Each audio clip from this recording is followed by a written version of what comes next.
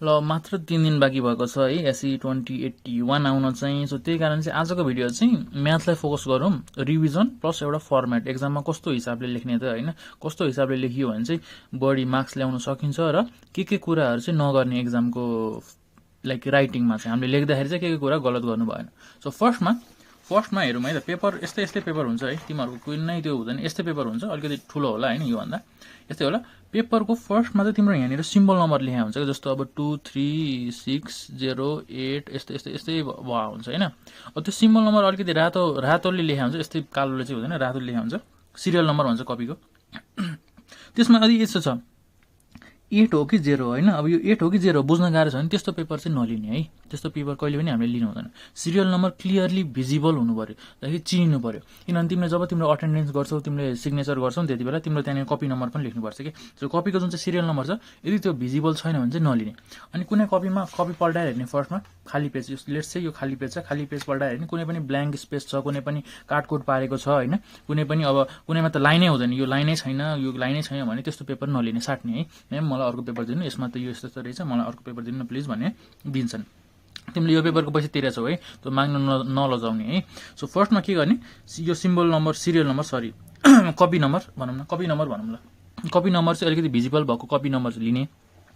अनि तिमीले आफ्नो सिम्बल नम्बर अनि नम्बर त्यो जुन चाहिँ इन वर्ड्स होइन, त्यो चाहिँ अलिकति बिस्तारै टाइम दिएर लेख। अनि तिम्रो अब स्क्रिप्टहरू हुन्छ, कुन चाहिँ सब्जेक्ट हो, सब्जेक्टको कोड हुन्छ होइन, त्यो कुराहरू डेट हुन्छ, त्यो कुराहरू चाहिँ अलिकति टाइम दिएर लेख। 5 मिनट टाइम त्यसमै देऊ बरु, लाइन तान्न त के छ, लाइन तान्न सर्ट तान्ने हो होइन, त्यसमा केही छैन। सो आफ्नो सिम्बल नम्बर इन वर्ड्स अनि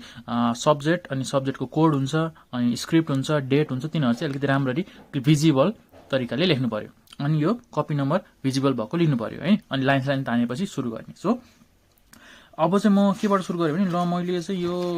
अल्जेब्राबाट सुरु गरेँ है त। सो म्याथको केसमा कतिले के गर्छन् भन्दाखेरि चाहिँ क्वेसन नम्बर यहाँ लेखिदिन्छ नि, क्वेसन नम्बर यहाँ लेखेर क्वेसन नम्बर यो भनेर यहाँ लेख्छन्। क्वेसन नम्बर कहिले पनि त्यहाँ लेख्ने होइन, क्वेसन नम्बर तिमीले जहिले पनि बिचमा लेख्नु पर्यो। यसरी ठ्याक्क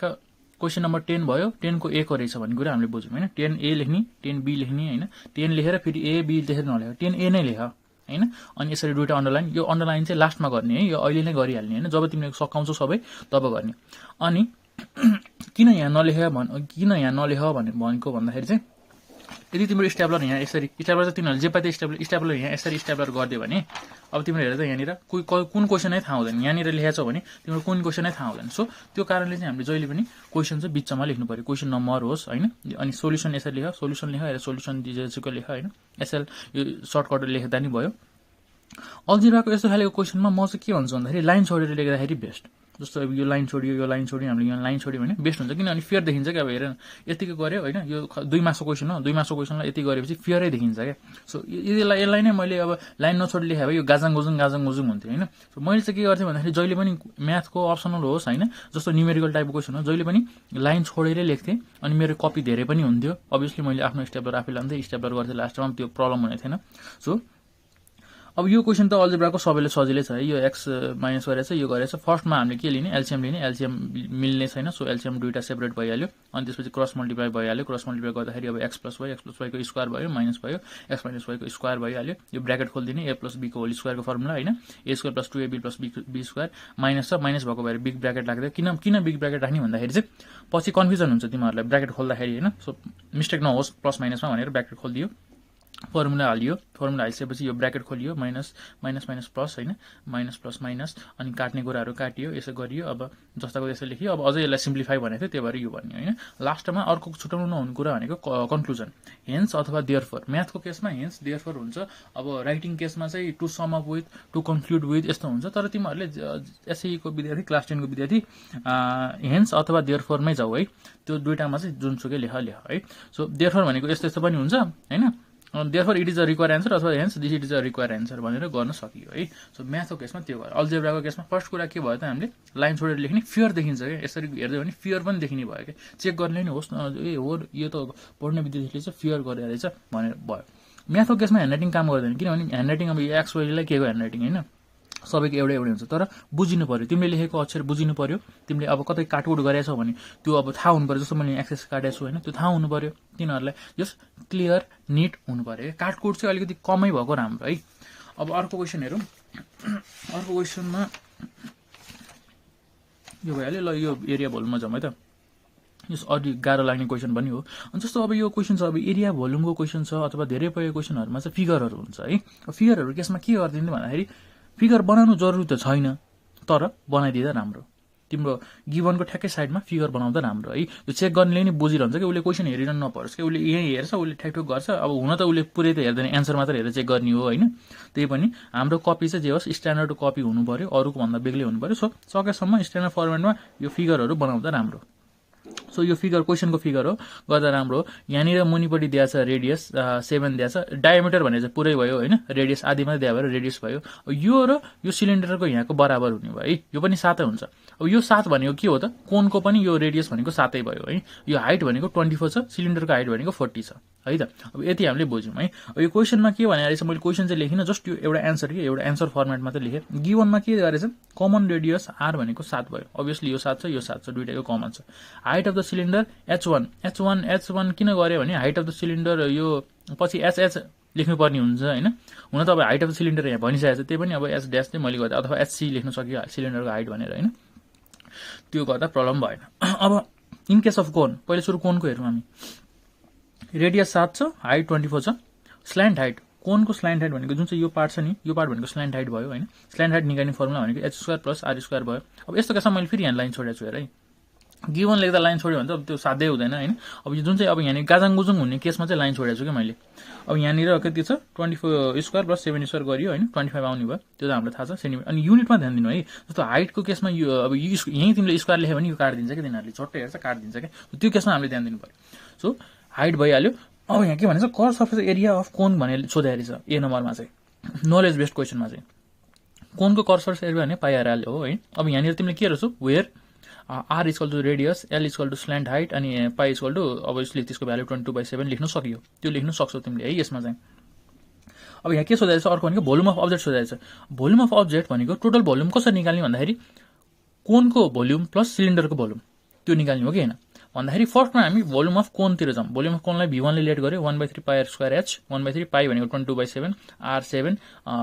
24 है अब यहाँनिर 1 2 3 4 1 2 3 2 आएछ सेन्टिमिटर क्यूब यहाँ क्यूब छ है फेरि भोल्युम जहिले क्यूब एरिया जहिले स्क्वायर त्यो कुरा हामीले याद गर्नु पर्यो अब अर्को के निकाल्नु पर्यो हामीले भोल्युम अफ सिलिन्डर निकाल्नु पर्यो हैन अब भोल्युम अफ सिलिन्डरको फर्मुला पनि त्यही छ पाइ r²h गर्यो भ्यालु आयो अब टोटल भोल्युम के हुन्छ v1 + v2 v1 अघि निकाले v2 निकाले अब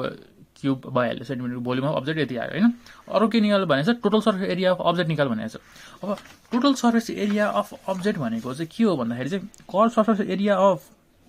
कोन सिलिन्डर प्लस यो जुन चाहिँ मुनिको बेस यो मुनिको भाग पनि छ नि त यो भाग पनि छ नि त उसको मुनिको त्यो पनि चाहियो के हामीलाई त्यो निकाल्ने फर्मुला के हो त CRC अफ कोन अघि हामीले गरे पाइ r l भइहाल्यो फर्मुला लेख्यौं हामीले मात्रै हैन सिलिन्डरको के रहेछ 2 पाइ r h अब यो सिलिन्डरको हाइट भएर मैले h1 लेखेको हैन अब एरिया अफ बेस भने पाइ r² अभियसली है अब यो भ्यालु हाला एन्सर आउँछ मैले भ्यालु सल्यु चाहिँ हालिन लामो हुन्छ भनेर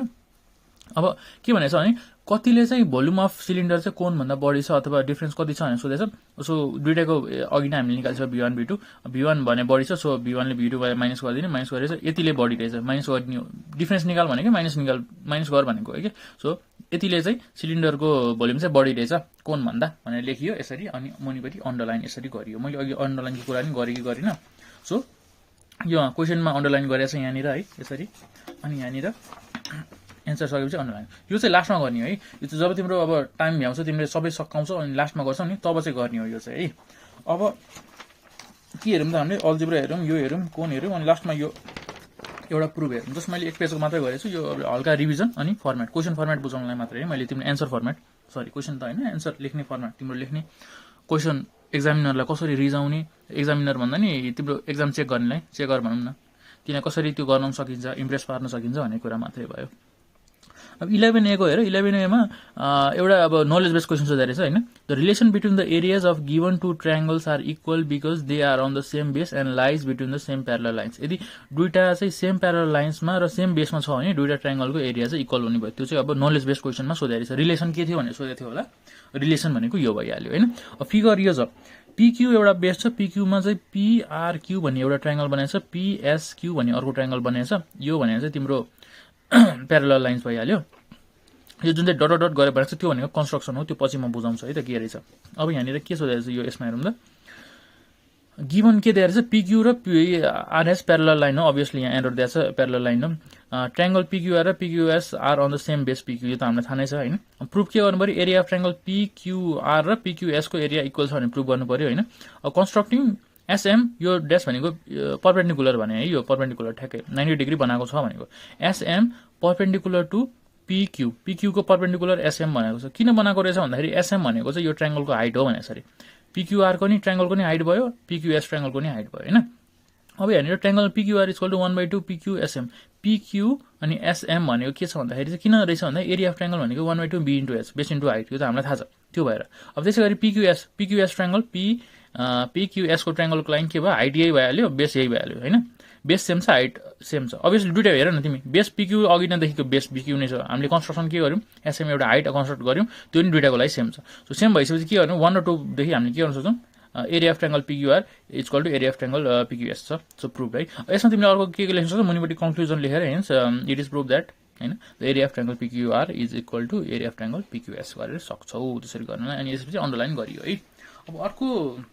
यसमा थप्नुपर्ने कुरा अर्को के छ भन्दाखेरि चाहिँ यदि तिम्रो एन्सर लेट्स से तिम्रो है त यहाँ छ ल यदि तिम्रो एन्सर यहाँसम्म छ यतिसम्म तिम्रो एन्सर सक्यो तिमीले हेन्स सेन्स लेख्यौ यहाँसम्म सक्यो यति ग्याप बाँकी भयो यति ग्याप बाँकी भएपछि अर्को क्वेसन यहाँ सुरु नगर्ने के है त्यो धेरैले त्यो गर्छन् पेपर बचाउनु हो कि के हो माग्नु अल्छी लाग्छ कि लाज लाग्छ कि के हो मलाई थाहा छैन अब यति ग्याप छ भने आधी जति छ भने पनि सुरु नगर भन्छु के म यदि तिम्रो यति ग्याप छ भने मात्र सुरु गर हैन यति मात्र ग्याप बचेको छ तिम्रो यतिमा एन्सर तिम्रो सक्यो लाइन साइन तानियो अब यति मात्र बचेको छ नि यहाँबाट सुरु नगर यो पेज छ त खाली यहाँ पेज छ त यहाँदेखि सुरु गर्ने जहिले पनि क्वेसन चाहिँ सुरु गर्ने के नेक्स्ट पेजदेखि अब यदि अर्को कुरा भनेको यदि तिमीलाई यो रङ भयो लेट्स से यो तिम्रो रङ भयो यो काट्नु पर्यो हैन भनेपछि एक सर्ट काट्ने के त्यो क्याच पार्नु पर्दैन के वन सर्ट स्केलले सर्ट तानेर काट्ने है अनि यो पेज छोड्दिने यहाँ अलिकति ग्याप छ भने यहाँबाट नलेख्ने नेक्स्ट पेजबाट गर्ने यहाँबाट गर्ने है त्यो कुनै पनि त्यो पेपरको लोभ गरेर त्यो किचक बुद्धि गरेर काम छैन है त्यो तिमीहरूले नगर त्यस्तो पेपरको पैसा तिरेछौ तिमीले एक्जामको पैसा तिरेछौ सो पेपर माग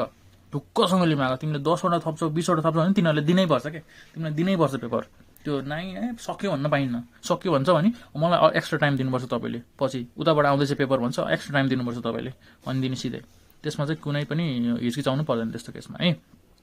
अब अर्को केस भनेको अभियसली भइहाल्यो क्वेसन बीचमा लेख्ने अन्डरलाइन त्यो लाउने भइहाल्यो हैन फिगर बनाऊ अनि हेन्स देयरफोर चाहिँ लेख्न बिर्सिनु भएन तिमीले हैन अनि क्वेसनको जस्ट एक पेजमा एउटा क्वेसन जस्तो अब मैले यहाँनिर दुई यो क्वेसन पनि तिम्रो अब यतिमै सकिन्छ के यो यतिमै सकिन्छ के यो गर्दाखेरि तर मैले एक पेज गराए नि त ग्याप छोडेर हुन्छ कसरी लामो बनाएर हुन्छ गराए नि त जस अब यो फेयर देखिन्छ कि यस्तो हेर्दाखेरि फेयर देखिन्छ के चेक गरेर नि डङ्गा मार्क्स दिन्छ काटकुट गर्ने ठाउँ भएन उसलाई पनि सो त्यो कुरा बुझ तिमीले अब यही 1 ए छ 1 बी छ भने अब यहाँ थोरै ग्याप छ भने अग्लोबाट सुरु नगर्ने नेक्स्ट पेजबाट सुरु गर्ने है यदि रङ भएको छ यो यदि रङ भयो भने काटेर नेक्स्ट पेजबाट यदि रङ भएको छ भने काटेर नेक्स्ट पेजबाट अनि सकेसम्म क्वेसनहरु सिरियली गर्नु भन्छु म चाहिँ किन भन्दाखेरि तिम्रो के हुन्छ त भन्दाखेरि अब तिम्रो सिरियली भनेको 1 2 3 4 5 6 7 8 9 सिरियली गर्ने के त्यसरी कुनै पनि अब 1 5 6 8 त्यसरी नगर्ने किन त्यसरी नगर्ने भन्दाखेरि चेक गर्नेले के गर्छ त क्वेशन हेर्दै अगाडिपटि तिम्रो मार्क्स दिन्छ हैन क्वेशन हेर्छ अगाडिपटि मार्क्स दिन्छ क्वेशन हेर्छ अगाडिपटि मार्क्स दिन्छ अब त्यो दिँदाखेरि तिम्रो कुनै क्वेशन होला तिम्रो 4 मार्क्सको होला उले 2 मार्क्स मात्रै देला हैन त्यो मिस्टेक हुन्छ बडु ग्याप छोड्ने तिम्रो लेट्स से अब तिमीलाई यो क्वेशन आएन अरे हैन यो जुन चाहिँ यो भोल्युम वाला क्वेशन आएन अरे हेर भोल्युम मलाई कति लाग्यो 2 पेज लाग्यो म्याक्सिमम लाग्ने भने 1 पेज 2 पेज लाग्ने 2 पेज छोड्दियौ अनि लेख्दाखेरि अब स्पेस पुराएर जसरी हुन्छ लेख हैन अब टाइम छैन भने त काचुकुच बनाएर लेखिदिनु भयो यो त 1 पेज छोड्दियौ 1 पेजमै अटाएर लेख हैन त्यसमा फरक पर्दैन के फर्स्ट तिमीले सिरियली लेख भन्न खोजे किनभने मार्क्स दिनेलाई नि कन्फ्युज नहोस् उसको एउटा गल्तीले तिम्रो फेरि रिचेकमा फेरि के लाइन बस्छ त फेरि 500 रुपैयाँ तिरेर फेरि लाइन बस्छ त रिटोटलिङमा त्यो गर्नु भन्दा त हामी सेफ हुनु हो हैन सो सिरियली नै गर्दाखेरि चाहिँ बेस्ट हो है सिरियली गर्दाखेरि बेस्ट हो कतिले अब आउने क्वेशन पहिला गर भन्छन् हैन कतिले अब त्यो चाहिँ अब ठीक छ आउने क्वेशन पहिला गर्ने नआएको क्वेशनलाई ग्याप छोड्दिने हैन अनि सिरियली नै गर्ने के बडो हैन ग्याप पनि अब धेरै ग्याप त किन छोड्नु पर्यो त्यही म्याक्सिमम भने 2 पेज हो नत्र 2 मार्क्सको लागि त 1 पेज इज इनफ जस्तो तिमीलाई मैले गरेर देखाइसके हैन सो त्यो कुराहरु चाहिँ ध्यान दिनु पर्यो हामीले मेन कुरा भनेको यही कपी नम्बर यदि यस्तो बुझिन्न अब यसमा बुझिन्न भने यो लिने हैन नेक्स्ट पेज नेक्स्ट कपी दिनु मलाई भन्ने क्लियर भएको कुराहरु चाहिँ लेख्ने है अनि आफ्नो सिम्बल नम्बर इन वर्ड्स अनि के हुन्छ सेन्टर वाला तिम्रो स्क्रिप्ट हुन्छ त्यहाँनिर तिम्रो डेट हुन्छ त्यहाँनिर तिम्रो सब्जेक्ट हुन्छ सब्जेक्ट कोड हुन्छ त्यो चाहिँ ध्यान दिनु पर्यो है। अनि कपी थप्दा हरेक कपी थप्दाखेरि त्यसमा चाहिँ सिम्बल नम्बर चाहिँ लेख्नु है। त्यो अल्छी लगाएर त्यो पछि त्यस्तो नगर्नु है। इफ तिमीसँग अब पछि स्टेपलर लाउन भ्याइएन होइन, त्यही भएर अब स्टेपलर आफ्नो लाउनुपर्छ भने मैले त्यो भएर चाहिँ भनेको। यदि अब कसैले अब जे पाए स्टेपलर हालिदिन्छ तिम्रो एउटा पेज छुट्यो भने इफ नहोस् त्यसो चाहिँ अब इफ भइहाल्यो भने त 15-20 मार्क्स त जाने भयो। त्यहाँ तिमीले सिम्बल नम्बर लेखाछौ भने त अब इफ यु आर लकी त्यो तिम्रो अट्याच गरिदिन्छ, यो त यो कपी नम्बर यसको रहेछ है भनेर त्यसको तिम्रो मार्क्स जोडिदिन्छ। इफ तिमीले लेखेको छैन भने कहाँबाट जोड्ने होइन। सो थपेको पेपरहरूमा आफ्नो सिम्बल नम्बरहरू अनि सिग्नेचर गराउनु नबिर्सनु। कतिपय यतिकै दिन्छ पछि सिग्नेचर गर्छु भन्छ होइन, इन्भिजिलेटरको सिग्नेचर पनि चाहिन्छ। फेरि त्यहाँनिर चेक गर्नेले के सोध्छ, यसले त आफै कपी ल्याएर टाँसेछ भनेर भन्ने सोध्छ होइन, त्यो होइन। इन्भिजिलेटरको सिग्नेचर पनि इम्पोर्टेन्ट छ। यदि तिमीले पेन युज अब यहाँ तिमीहरूले त ब्लू पेन युज गर्ने, मैले ब्ल्याक युज गरेको छु होइन, पेनको कलर चेन्ज छ भने नि सिग्नेचर गर्ने है। अब तिम्रो गाढा छ लाइट छ भने नि सिग्नेचर चाहिँ गराउने, माथिपट्टि सिग्नेचर गराउने अनि रिजन ठ्याक्कै दिन लाउने के त्यसरी। सो त्यसरी हामी सेफ भइन्छ क्या। त्यो चेक गर्ने कुन मुडमा हुन्छ के होइन के हुन्छ हामीले के थाहा। उसलाई त मार्क्स काट्ने, उसले त मार्क्स काटौँ कहाँ काटौँ भनेर बसिरहेको हुन्छ, अनि तिमीले रिजन दिनु भएन क्या त्यसरी। सो यसरी चाहिँ हामीले म्याथको फर्मेट है गर्न सक्छौँ है। यसरी नै म अब साइन्सको चाहिँ निकाल्छु, किनभने यो म्याथको त न्युमेरिकल टाइप भयो, साइन्सको चाहिँ अलिकति थ्योरी टाइप हुन्छ होइन। बाँकी सब्जेक्टको चाहिँ तिमीले आफैले गर्न सक्छौ है त। यतिमै आजको भिडियो चाहिँ यति नै। अल द बेस्ट सबैलाई। 2 दिन अथवा 3 दिन मात्र बाँकी छ। सो पढ्न सकिन्छ, एक रातमै पास हुनेहरू पनि छन्, एक रात पढेर मात्र पास हुनेहरू पनि छन् है। टाइम छ, इनफ टाइम छ भन्छु म चाहिँ। अब पढ, अरू केही अप्सन छैन, पढ, आफ्नो भविष्य सेक्योर गर है त।